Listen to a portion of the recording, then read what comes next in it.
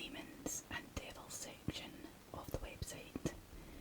I am very excited for these stories. I've picked a few that we can go through today.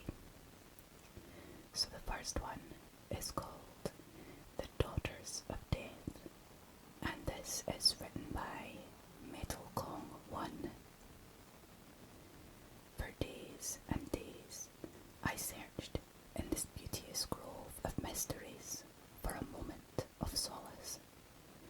However, a wisp or a spectre of light appeared in front of me, a silhouette of a fine woman in her prime had taken shape and bid me forth. Her eyes indeed possessed the sheen of Hera's elegance.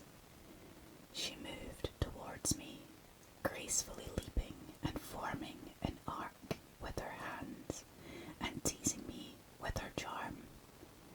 Perhaps, I thought, she is pale as a ghost. Oh wait, she is pale as a luminous apparition. I see now. Her eyes change colour. Slowly static envelops my eyes. As she changes colours, I wonder, is she human? Oh yes, she must be.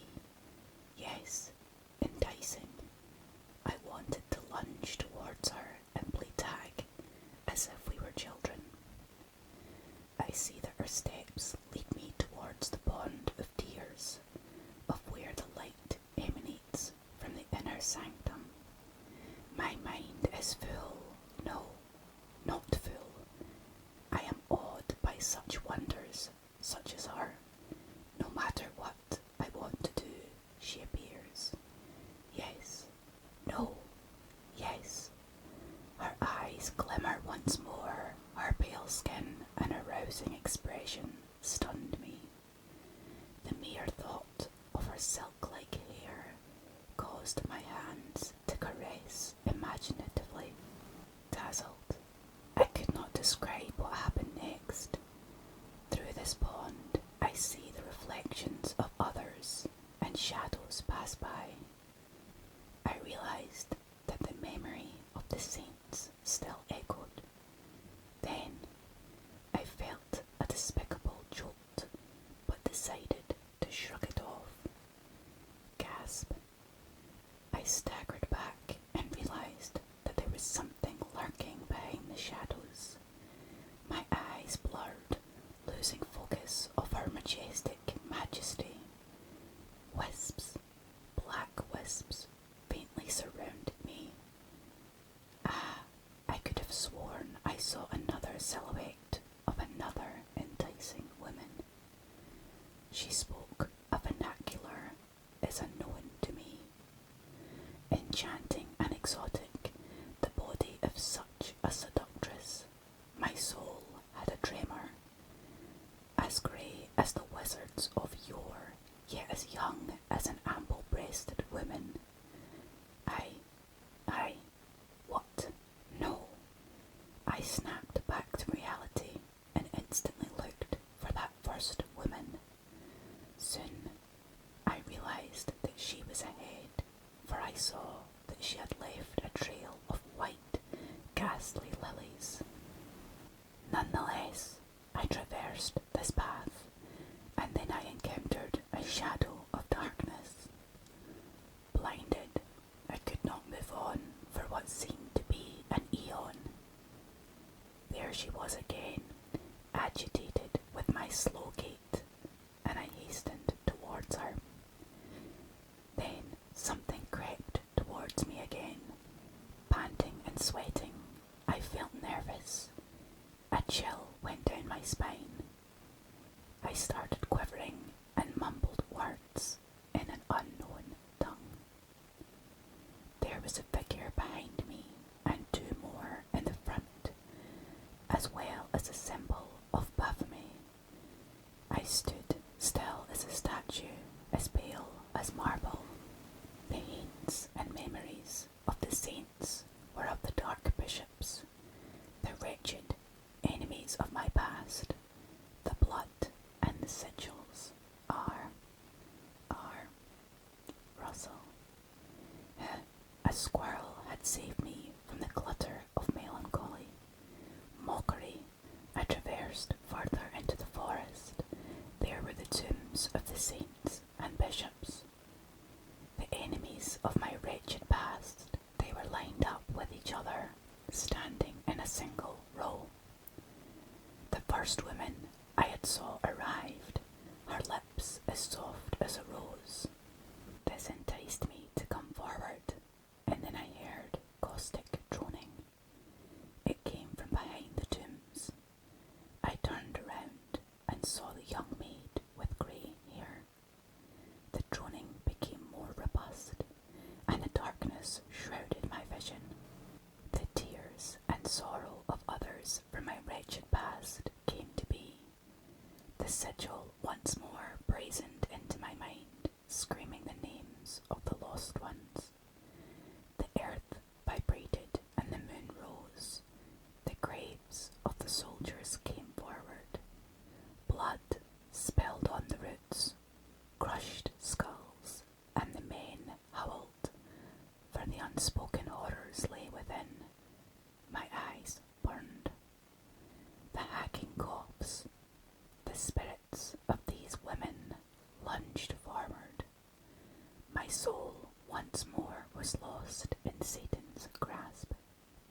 I writhed and attempted to fight with all my will, yet the images of dried bodies, burnt bodies, and the maimed saints and bishops echoed in my mind. The shadows came again, encroaching upon my sanity. I trembled, my heart moved and formed a chasm. The memory of saints became debased and tingled with decaying stench of warfare. The aftermath, the emotions of misery, wrath, and vengeance reigned upon my naive mind. I cried and wondered why I was chosen, for the saints had echoed. The ravaged souls of these mad holy men came towards me. Spawn of the demon, you shall meet your reckoning, the first saint uttered. You have traces of blood from this demon. You are a descendant of Belial. Procreated after the carnage of our people, a bishop glared. Belial and his wife had sucked on blood of our forsaken kin, who fought with the audacity and had inflicted undue suffering onto us, the woman with grey hair added on. My blood boiled, for I could feel wrath sweeping through me. Blinded by their unholy words, something had awoken in me. The pond began to boil and steam rose. Lava rose through Belial's hands. I could hear voice whispering. I could feel his shadow upon me, for his wrath entered my blood. Enacting the ritual, the blood on the moss ignited. The suffering souls rose, moaning and violently protesting against my possession. This wreaked havoc upon what I wanted. I merely want to touch these women and sing to their hearts. Yet they said I deserve to suffer. Pernicious wrath, unforgivable heathens. With my teeth gritted, I conjured a horde of craven demons. The pale saints uttered their prayers, and the decomposing bishops chanted their hymns. They burned under the holy light, and then the ladies lunged forward. Gracious beauties, what? Another shadow was conjured by one of the saints. The memory of these beauteous women were ripe with death itself. The reaper appeared right before my eyes, visible and invisible at the same time. The sisters once more, eviscerating me in an instant. There were shades of red, Belial faded in hindsight. I quivered and shivered. My soul became hollow, and I lay adrift in that pond, letting the memories of saints replay the terror of my forefathers' doing. Baphomet's insignia, the saint's cross upside down and soaked in the blood of my kin, corpses strewn, the sisters standing in the pitch black, standing to the sides, grinning at my demise, their beauteous eyes turned to the pitch black itself. Darkness overcame me forevermore, and the cackles and hymns of dead saints and bishops echoed as I lay adrift in the pond of tears. The next creepypasta story I'll be reading is called A Girl and Her Imp. This is written by Boo Boo Finger. Kyra's dad was, in her own words, weird. He had always been. That was just how he was. She wasn't really sure what he did for a living. Not exactly. He worked from home and kept odd hours. He would just sit in this huge room at home he called his office, doing what he did and not really being seen much by anyone, including Kyra, who just so happened to be homeschooled. Kyra was an extremely advanced reader, and even though she was only 8, could read at high school level. She had a love of books that had been born in her dad's office since she was big enough to crawl. The walls in her dad's office were lined with huge bookshelves that went from floor to ceiling. He had also managed to put all the fairy tales and books with lots of colourful illustrations on the first row of shelves, strategically placed so her little hands could reach the big volumes with ease. Kyra would sit in a corner for hours on end, paging through the volumes, lost in their pages as her dad worked the night away. For the most part, he would be completely oblivious to her presence, either typing on his computer or consulting something in one of the serious books. Those were the ones that were kept well out of her reach, and that Kyra always wondered what was written in them. But her dad never let her see one, and whenever she asked, he would redirect her attention to some random book he would dig from some other shelf and hand to her. She would then forget completely about the musty old books and lose herself on the one that her dad gave her. It was a low blow, and she was catching onto it. But the books her dad managed to pull out of nowhere always happened to be exactly what she wanted to read at the time, almost as if he could guess what she was thinking. But eventually, Kyra could be distracted no longer. She just had to know what was in those books. She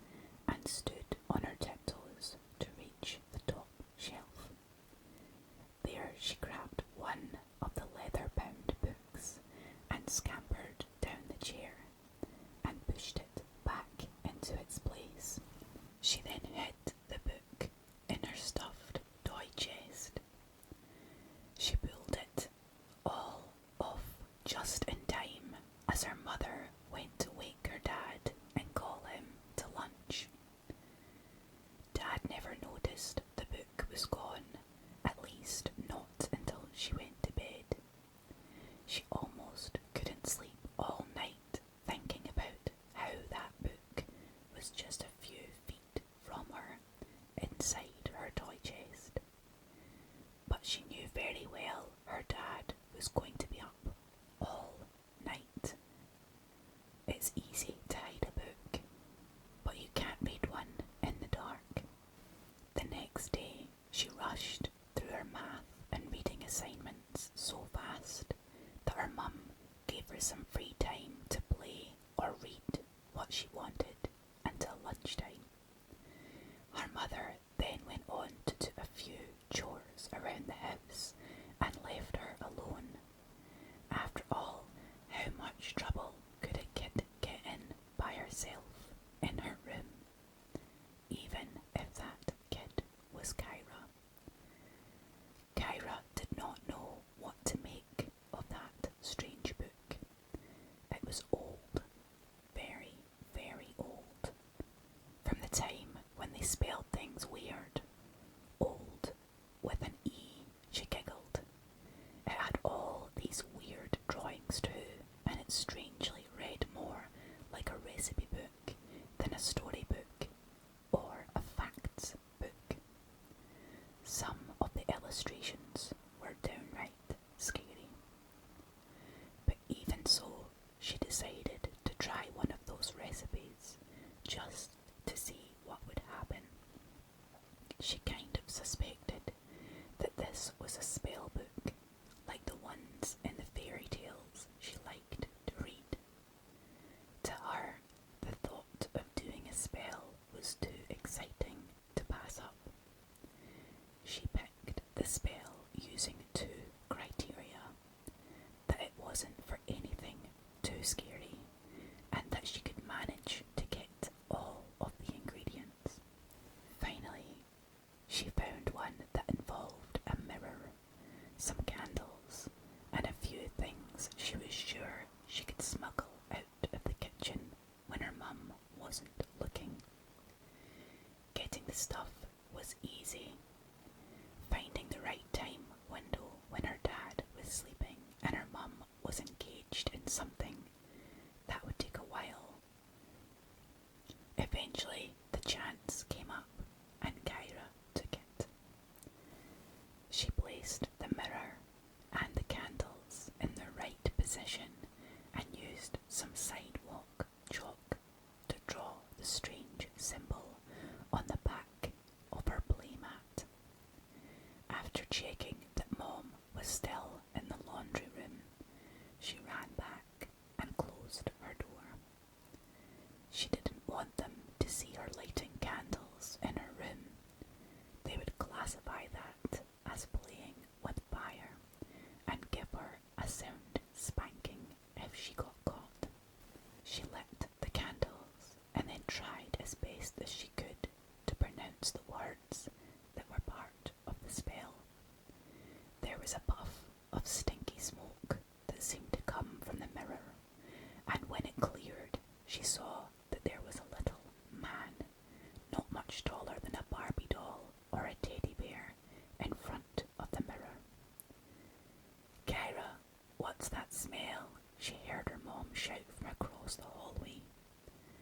"I was playing with my chemistry set, Mum," she shouted back, and quickly put out and hid the candles and flipped her playmat over. She gestured the little man to be quiet and managed to convince him to get in the toy chest before her mum came into her room. "I told you I don't want you playing with that inside the house, Kyra. If you want to use your chemistry set, go do it on the porch.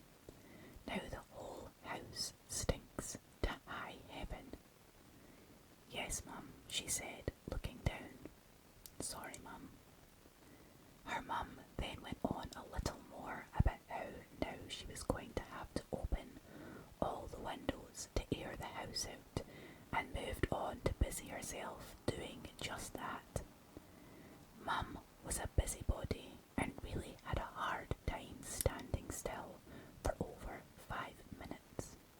I feel you, gal. At least she didn't get grounded, and her secret was safe. Kyra opened her toy chest and let the little man out. He was a funny looking little man. He was short with little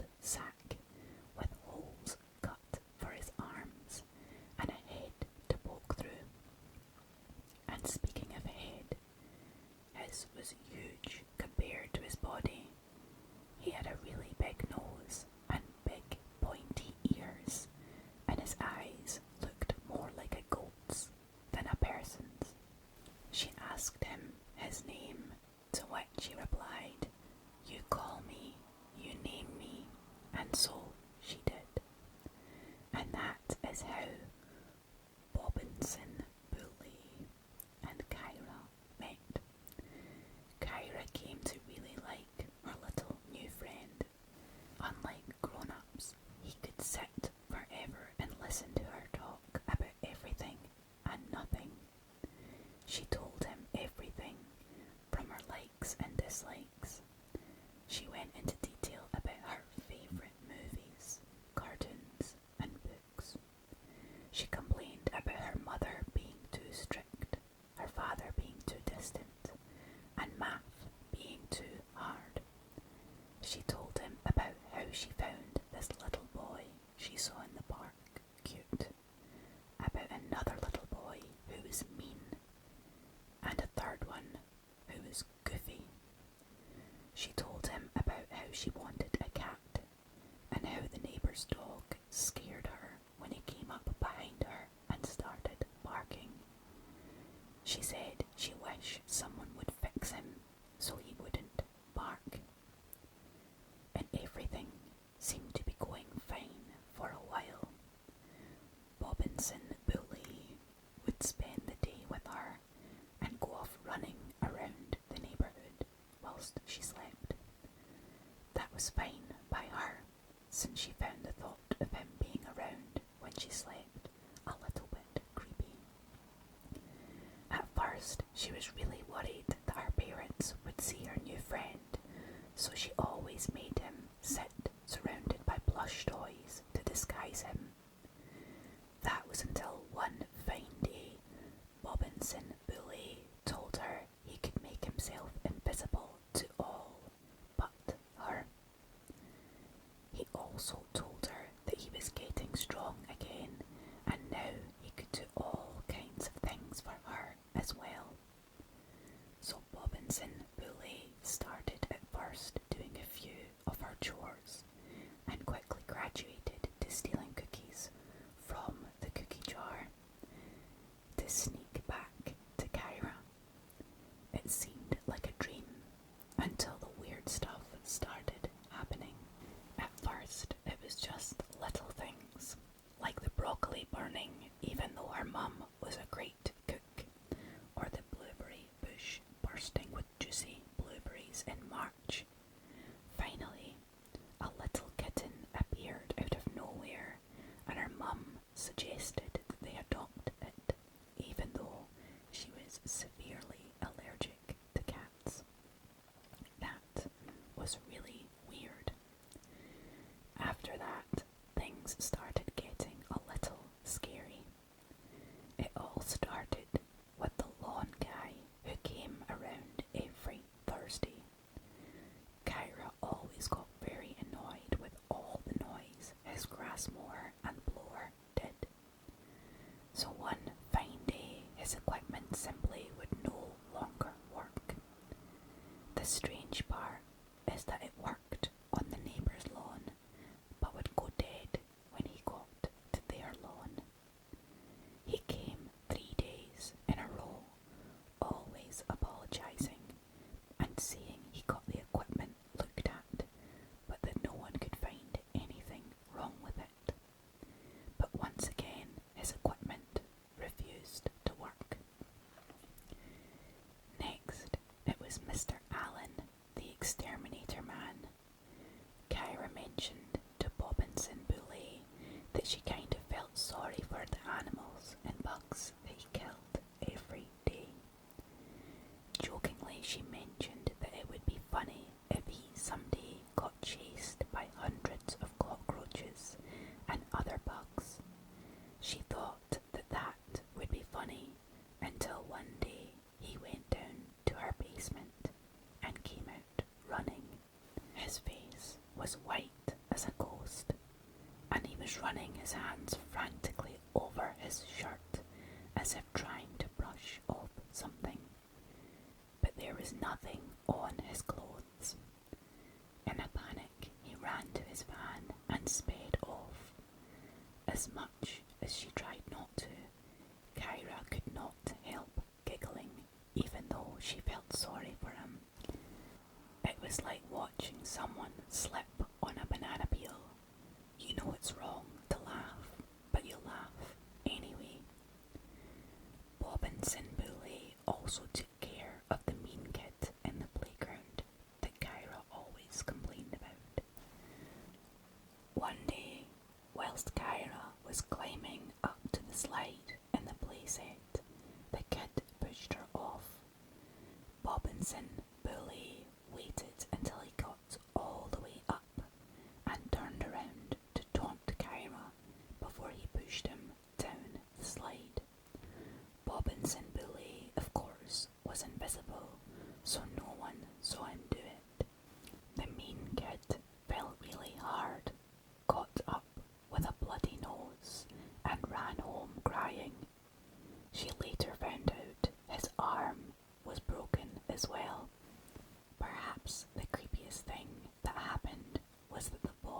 she found cute, kept following her like a lost puppy. He didn't talk. He didn't want to play. He just stared at her with a blank smile, as if he was sleepwalking. Kyra couldn't help feeling a little scared that Bobbinson Bully could do all those things, but she knew he would never hurt her. He was her own little fairy friend that she had brought into this world. He might be powerful and do some things she considered wrong, but he was a fairy, and fairy folk were weird, weirder than her dad even. Then, one day, something happened. Something that changed her whole perception of what Bobbinson Bully really was, and what he was capable of. It was the day when she finally began to realise what she had let loose into the world. It was the day she really started to understand why her dad had kept those books out of reach. She was coming home from the neighbourhood park, fed up with the little boy following her around all the time. She was wondering if that is what the grown-ups call stalking, when the neighbour's dog sneaked up behind her again. She was ready to jump up and turn to face him, stomp her foot to send him off, running. Then she noticed he didn't bark. She looked down at him, and what she saw made her run home screaming. The dog had not barked because his mouth seemed to have been fused shut, much as if someone took an eraser to his lips and rubbed them off like in a cartoon. That night she confronted Bobbinson Bully. She knew he was trying to help, but he was going too far and too creepy. In tears, she asked what he had done to the neighbour's dog. But you said someone should fix him, he said with a gleam in his eyes. Bobbinson Bully fixed him, and he then bowed as if expecting to be thanked. But how is he going to eat? She asked. Oh, no eat, he said. He will starve. Bobbinson Bully fixed him good. You have to undo this, Bobbinson Bully, she pleaded. Bobbinson Bully cannot undo what he has done, he said, wagging his finger. Against the rules, he said, with a nod. Bobbinson Bully, you are scaring me. Kyra tried not to scream. The guilt she suddenly felt over bringing this little monster into the world was beginning to smother her. That's bad. That's very bad, he said. Bobbinson Bully did Kyra a favour. Kyra screams at Bobbinson Bully. Bobbinson Bully is hurt with Kyra. Bobbinson Bully doesn't want to be friends with Kyra no more. I'm going to tell my dad everything, Kyra said, making a desperate attempt to scare the little imp into behaving. Oh no, you don't do that, Bobbinson Bully almost hissed. You tell father, and Bobbinson Bully will kill both him and mother too. Bobbinson Bully will kill them in a very nasty way. Go away, Bobbinson Bully. I don't want you here any more, Kyra whimpered as her eyes clouded with tears. She now realised she had done something wrong, really, really wrong. She felt helpless, scared, and the worst part was that she knew it had been all her fault. It hadn't been an accident. She had thought about it, plotted, carried out her plan, and brought something into her life that she could not control. Now she had no idea how to make it go away. Bobbinson Bully, go, he said menacingly.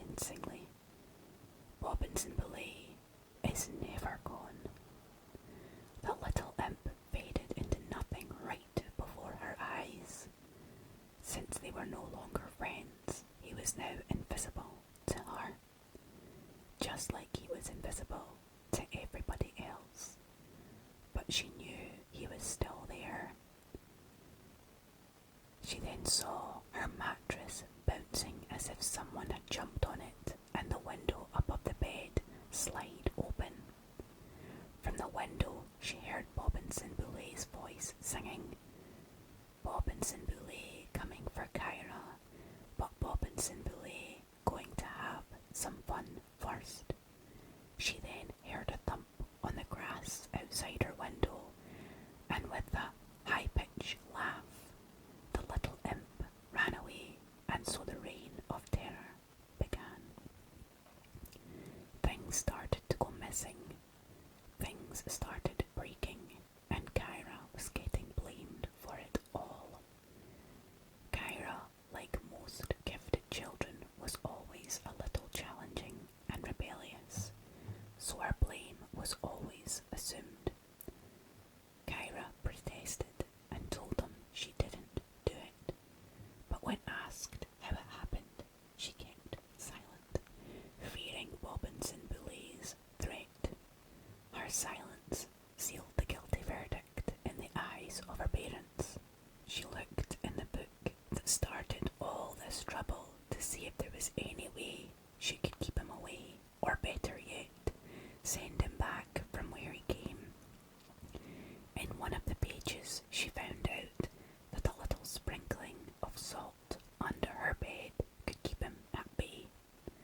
Unfortunately, her mother was a stickler for cleanliness, and every so often would vacuum under her bed, leaving her wide open and unprotected.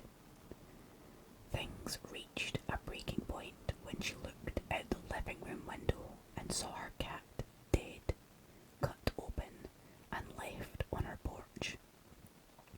She called out to her mother, but when her mum came, the cat was no longer there.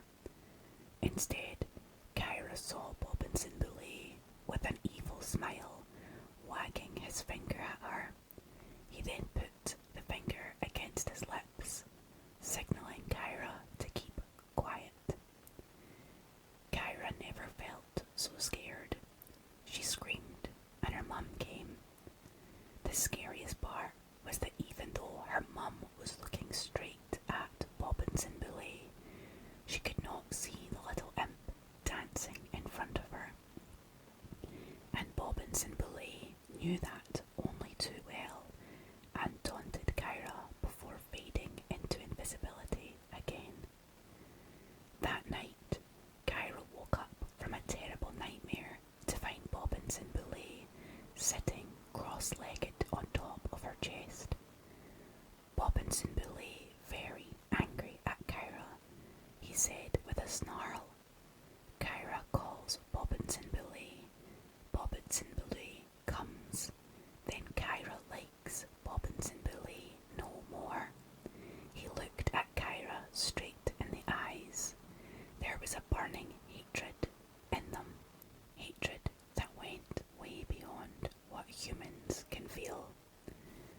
Kyra tells Bobbinson Boulet to go away, but Bobbinson Boulet cannot go home.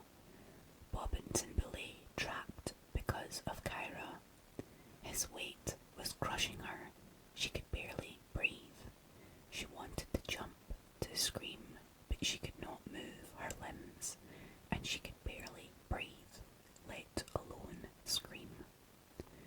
Bobbinson Boulet going to fix Kyra. Fix like Bobbinson Boulet fixed Bad Dog, he said as he started leaning towards her face and slowly moving his hands towards her. She could feel his saliva dripping on her as he drilled. She could smell his rotten breath as he inched closer. Maybe Bobbinson Boulet can go home then, so say rules. Bobbinson Boulet follows rules.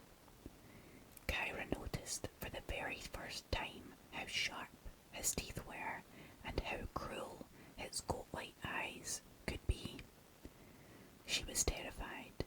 She could not move.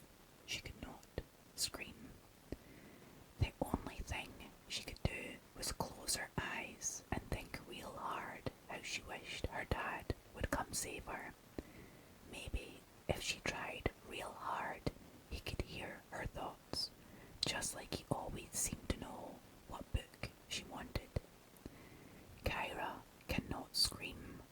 Bobbins and Bully took care of that, he chuckled.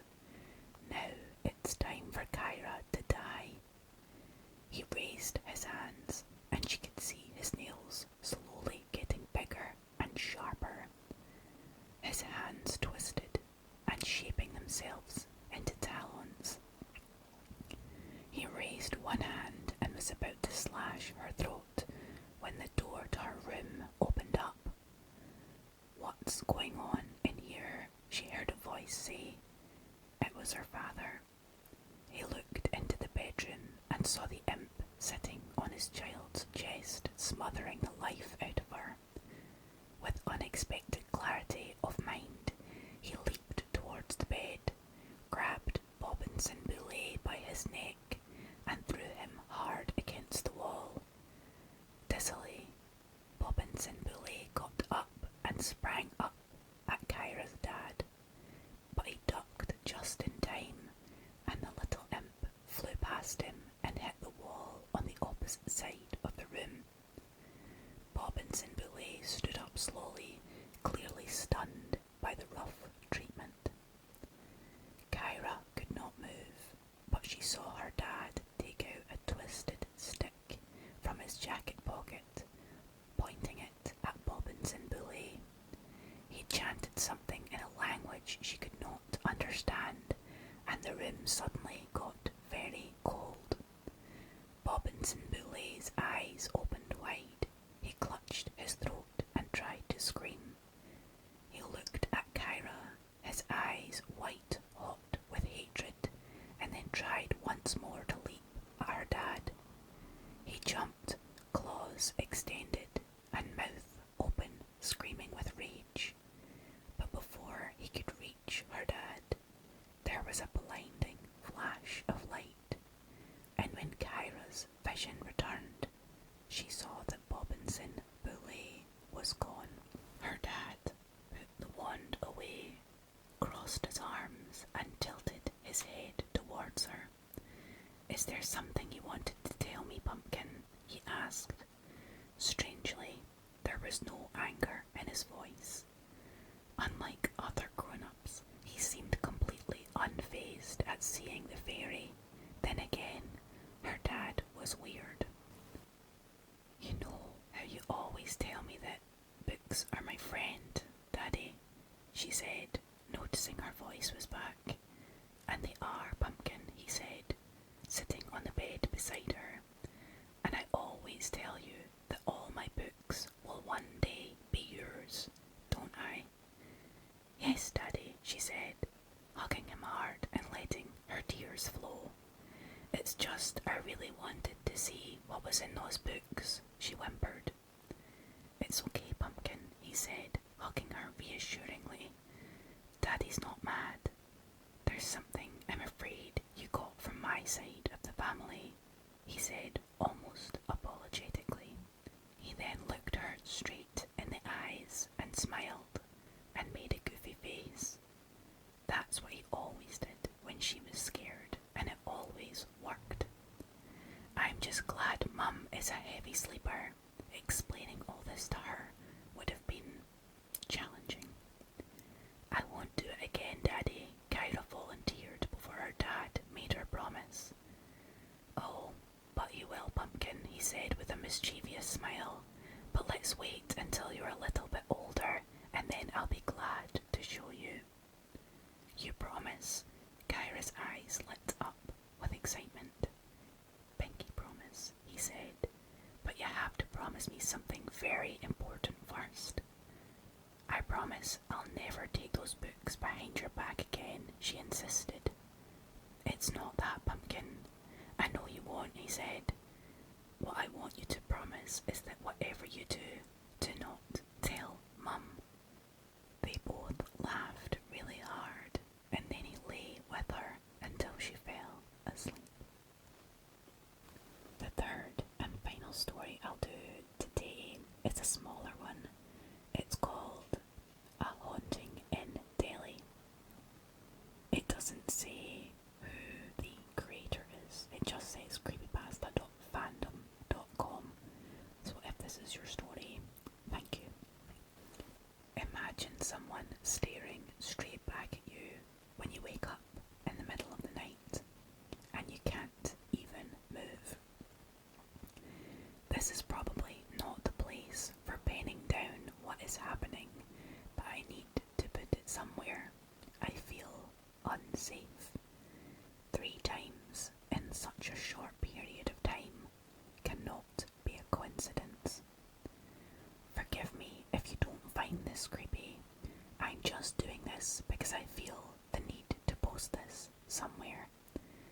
least someone will know what's going on.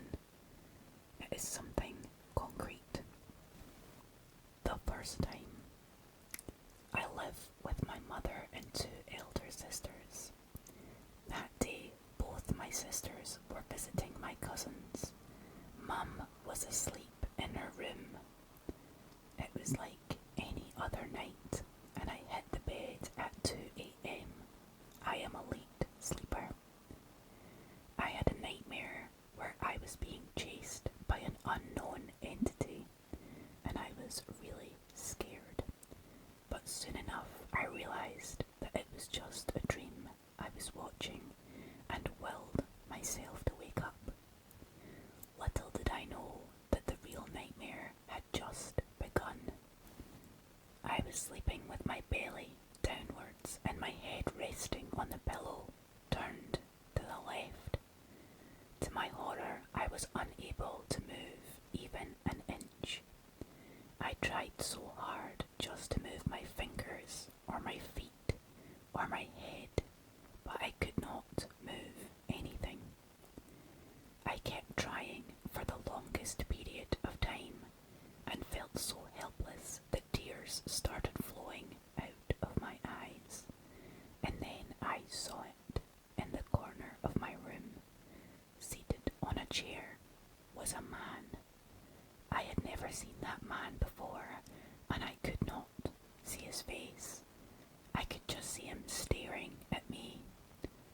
I was unable to close my eyes because of my paralysis, so I was forced to look at him, and he looked right back at me. I was truly horrified and started praying. I don't know what transpired, but after 10 minutes or so I got my movement back and closed my eyes immediately. I could not sleep and mustered up the courage to open my eyes. When I opened them, I saw the man was gone, and I quickly switched the lights on. I cowered in my bed sheets the whole night and kept chanting the Hanuman Chalisa. I hope I pronounced that right. A prayer to a Hindu god for driving demons away. This was my first experience, and I had not watched any ghost movies or read stories that day, or given any thought to stuff like this, and ghosts and demons were not even on my mind for even a second at that time. After this incident, I started researching paranormal beings. I have researched sleep paralysis really carefully, and I can say it was not sleep paralysis. I was not fatigued, was suitably rested every day, and was in a peaceful state of mind. Also, I was sleeping belly down, and no sleep paralysis instances have been recorded in that position. This thing happened out of nowhere. I started sweating profusely, which I skipped mentioning above. It will sound cliché, but I can tell you that the man I saw was there. It was physical, and I was definitely not hallucinating. The second time. The second instance happened after about a month or two from the first one. I was pulling an all-nighter in my room as I had a mock exam the next day. Again, it was 3, maybe 4 a.m. in the morning. I heard a car passing by in the road below, and maybe someone hit the brakes as there was a loud screech of tires rubbing against the road. Suddenly, there was an ear-piercing shriek, and it seemed to come from the road. It was definitely a woman. I covered my ears and rushed to the drawing room to check out what was happening. I thought that all the neighbours would be up because of the commotion. The shrieking stopped just as I was about to reach the door,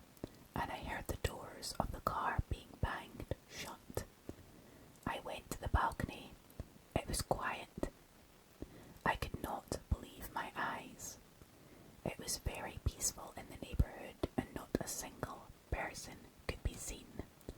I never heard the car drive away, and not a single person got up because of the loud shrieks. I tried brushing this off as a figment of my imagination, but I could not. It was all too real. I just went back to my room and slept. The third time I had an experience, I almost fainted due to fear. I knew now that the stuff had been happening was really happening. I cannot explain the fear I felt. All 3 instances happened to me during the night, but I couldn't put a finger on the reason for that. I woke up during the night and, as is my habit, checked the time. I was relieved when I saw I still had a few hours of sleep left. I rolled over to face the entrance of the room in an attempt to sleep. At first I didn't notice her. I just noticed that the door was half open. It was very strange, as I'm sure I had locked it from the inside. I know it seems foolish, but I had started locking the door after the first instance. Then I saw her, and it filled me with complete dread. It was a little girl. My best guess is 5 or 6 years old, peering from behind the door. She was leaning on the door, and only her head was visible, the rest being blocked by the door. I had never seen her before. Her eyes, as soon as I looked into them, I felt powerless, terrible, just plain white, expressionless eyes. I rubbed my eyes to make sure I wasn't seeing things. She was still there. I slowly turned back and closed my eyes as tight as I could. Somehow I mustered up the courage and peered at the door again, and she was still there. It was enough. "Go away," I said aloud. "Please go away. You're not welcome here." I opened my eyes and again peered at the door. This time there was no one there, but the door was still ajar. This was the last experience. Nothing has happened past this week. I will keep you posted if anything else happens. I will also let you guys know if everything is alright till the end of the month. Thanks for reading. Stay safe. Those were so good. I love them. Thank you guys for joining me here today for these creepy little stories. Like I said, my plan is to make much more of these, since you guys really enjoy them and I really enjoy reading them. So thank you so much for the ideas and the support. I also just want to thank all the new and old subscribers. Your support means the absolute world. I love seeing the comments to let me know that you guys are still out there, and I'm very grateful for every single one of you that presses